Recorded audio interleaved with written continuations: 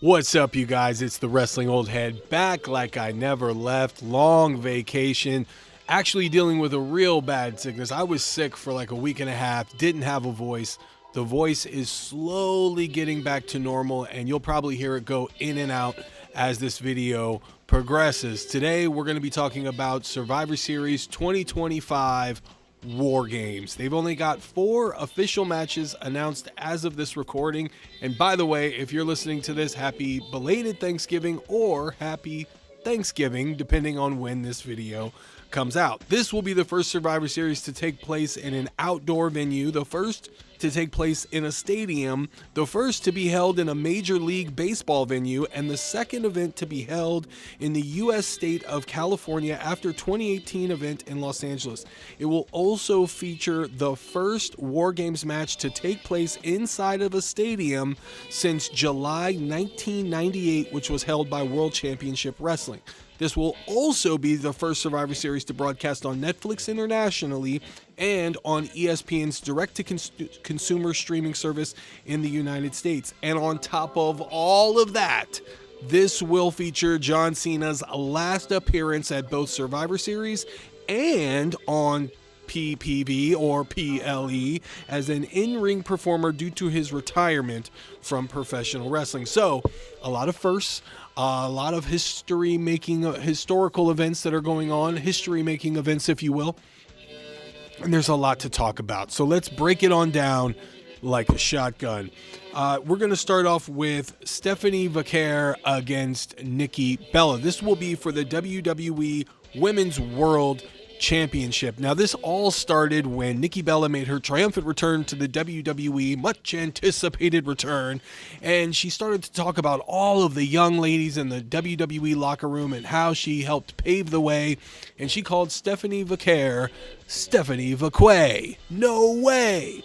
And in that era, there was a backstage segment where she apologized. She said, "I'm sorry, I didn't mean to call you. I was at the heat of the moment," type thing. And then they became buddies. And you and I and everybody that's got half a brain looked at that and said it's only a matter of time before Nikki Bella goes rogue and attacks Stephanie Vaquer. And lo and behold, she has done so. And this gets her a chance at the WWE Women's World Championship against Stephanie Vaquer at Survivor Series.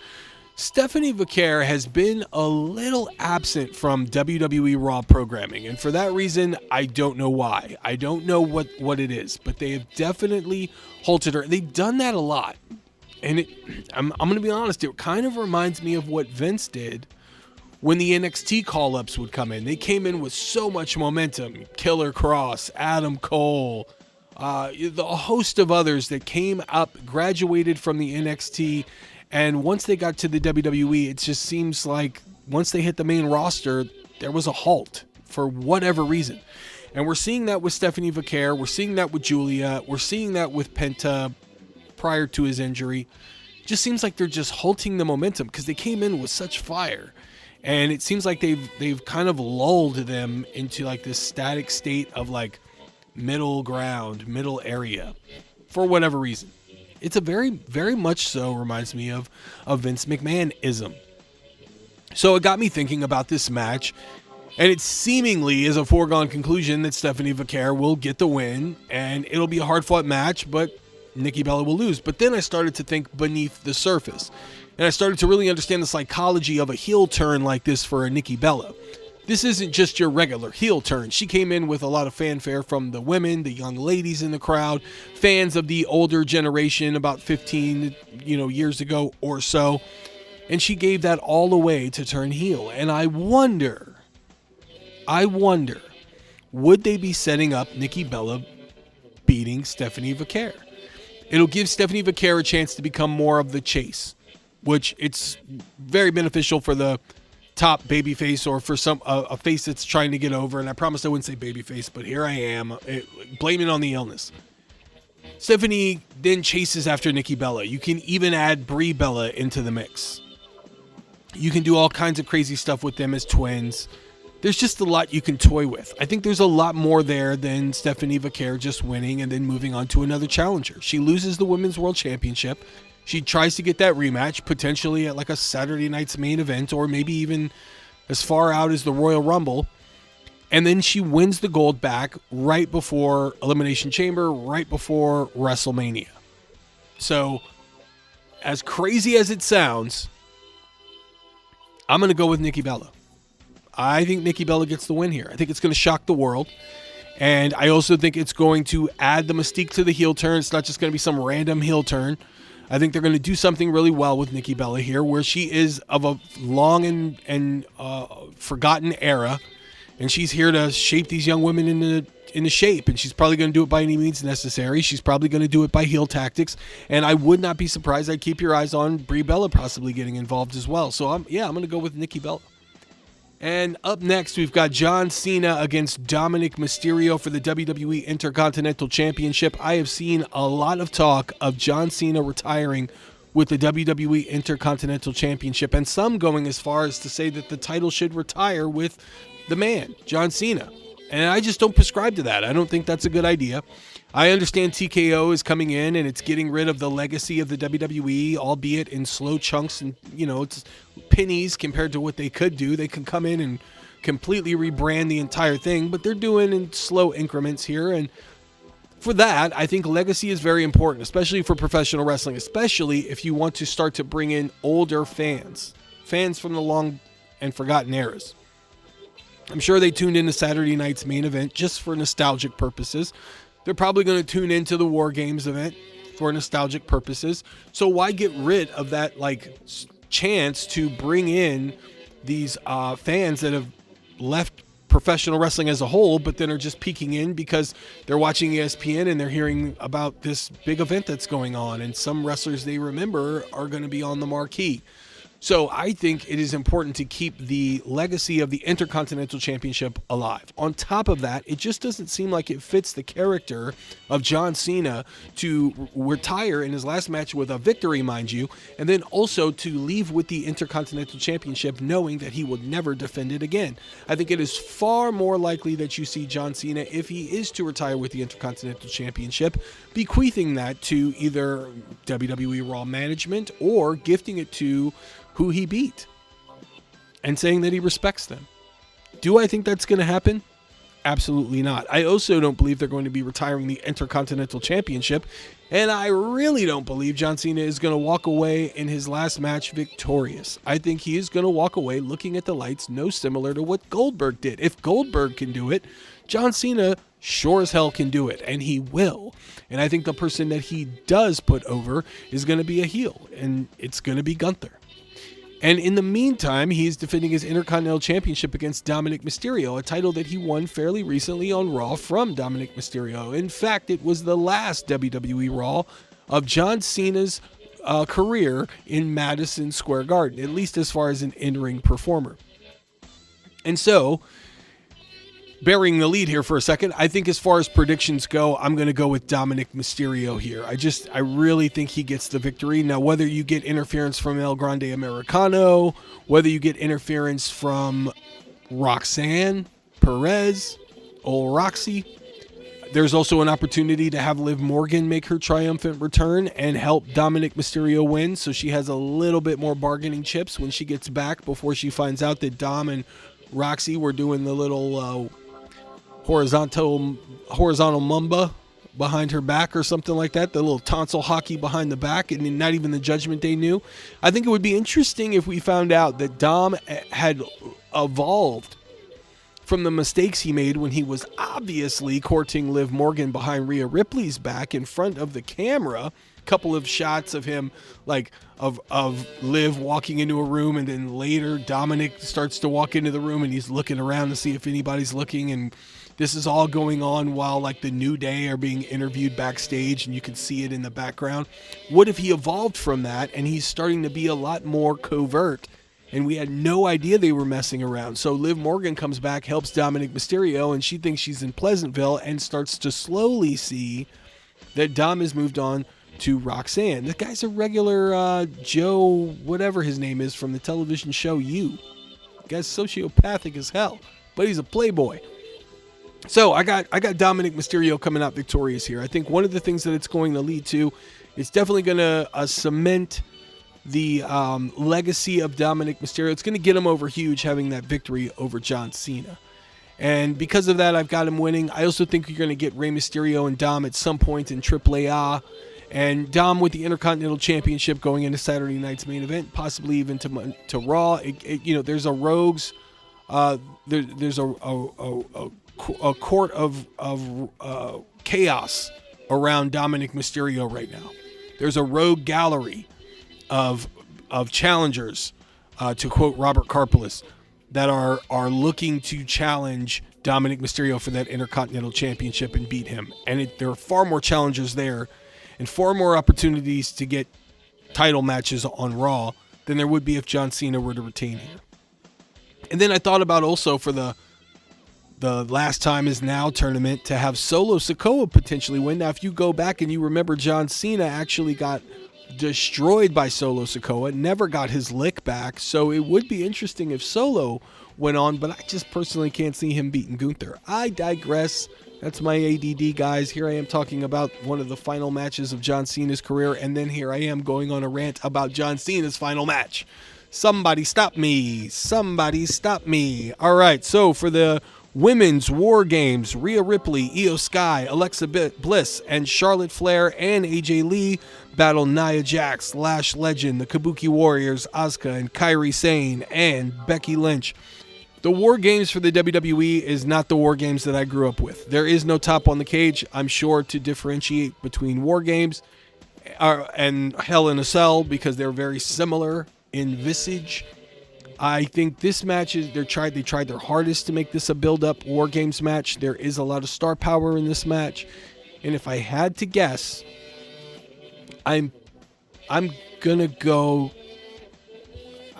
This is so tough. I'm gonna go with the team Rhea Ripley. I think Rhea Ripley's team wins here. I think you set up a lot with that. I think Becky is probably gonna get one in on AJ Lee. And I think the person that's probably going to take the pin is Kairi Sane. And the reason why Kairi Sane I believe is going to take the pin is because Asuka's always yelling at her, man. And I think when she loses War Games, it's going to turn that yelling up a notch. And I think Asuka's really going to be all Kairi, and she's going to go crazy on Kairi, which is going to cause Kairi to second guess whether she should be in that environment, taking that type of verbal tongue lashing from Asuka, while Io is seemingly super happy with her best friend Rhea. And I still believe in the back of my mind that eventually we are going to see Julia team with Asuka. I think they'd be a badass duo, and I think they'd run roughshod over the WWE, and so then you can have Kairi and Io against Julia and Asuka. I think that would be phenomenal television, and I think it would keep that story going for Io Sky, Rhea Ripley, Asuka, and Kairi Sane. That's just my 2 cents. But I do believe we will see Team Rhea victorious. And finally, the men's War Games match. CM Punk, Cody Rhodes, the Usos, and Roman Reigns against The Vision, Braun Breaker, Bronson Reed, Logan Paul, Drew McIntyre, and Brock Lesnar. I'm really testing my voice out here tonight, you guys. It's already cracking, so hang on, buckle up, because this is the last match prediction, and you don't want to miss what I have to say about that. Now, I've already told you how I don't really favor this type of a War Game scenario. There's no top on the cage. They allow pinfalls. It's really weird, but we're going to roll with it. It's WWE. They want to do their own branding and their own type of style. I think Blood and Guts for AEW is more akin to what I grew up with in the form of a War Games than this match. But, hey, it is what it is, right? So you have got an all-star lineup from both sides of the coin here.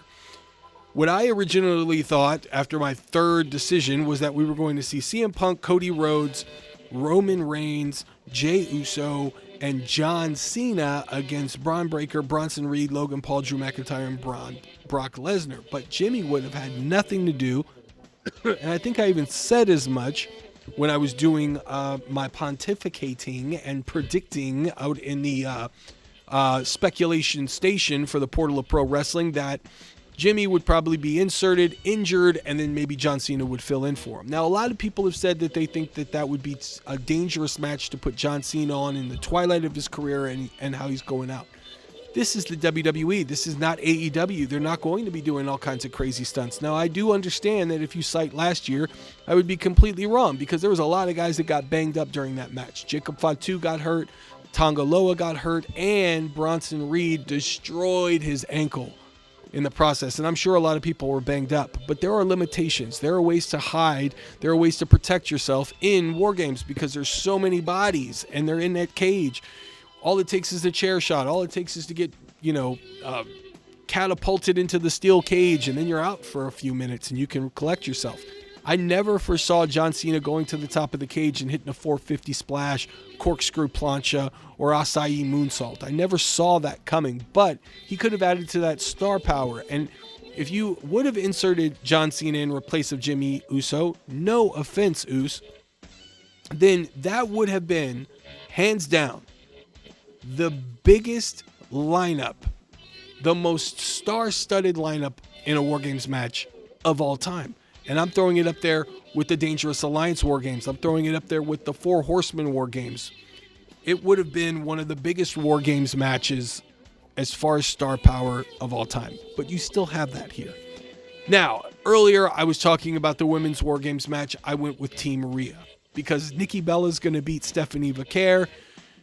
Dominic is going to beat John Cena, so you want to send the fans home a little happy with Team Rhea beating Team Nia Jax or Becky Lynch or whoever that leader is of that team. So for this one, it's a little bit different. Now, I weighed out a couple of options. On the most hated side, Logan Paul is the most expendable in this War Games match. He can take the loss. He's pretty much Teflon at this point. Everybody would get it. It's a dangerous match. It's a match that's beyond his limitations. Pun firmly intended. You heard me stutter there for a second. I'm going to keep that in.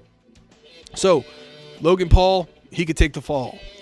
Jey Uso, could take the deuce. No, it's a trace actually, but it rhymes, so I was going to roll with it. So Jimmy could lose on the most favorite side. So one thing I know for sure, as far as this story goes, where we're leading, and we are leading eventually to Roman Reigns against CM Punk at WrestleMania. It is inevitable at this point. We will be seeing that.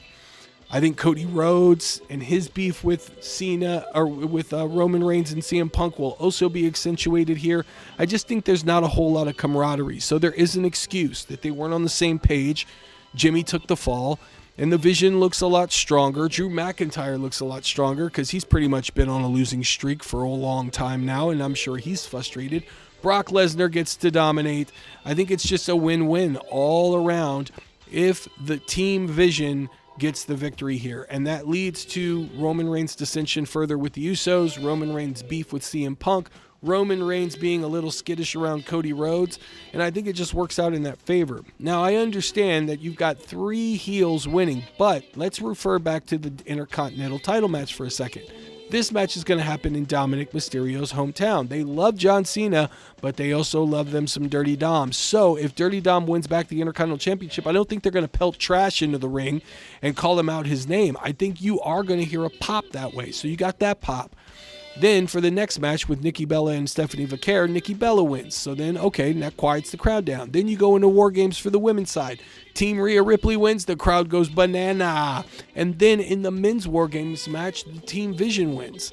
And that dials the crowd down. And then maybe they get sent home happy when the good guys get revenge. But I'm going to go completely balls to the wall with these predictions and do something a little unique. Hopefully my voice is better by this time. In a couple of days after the match beyond concludes at Survivor Series, and I can give a very extensive report on how I felt about the event. And trust me, I will be honest. I'll hold no bones about that. AEW fans, I owe you guys so much material. I did not have a voice during Full Gear and the lead up to such, so I didn't get to do a predictions and I didn't get to do a review.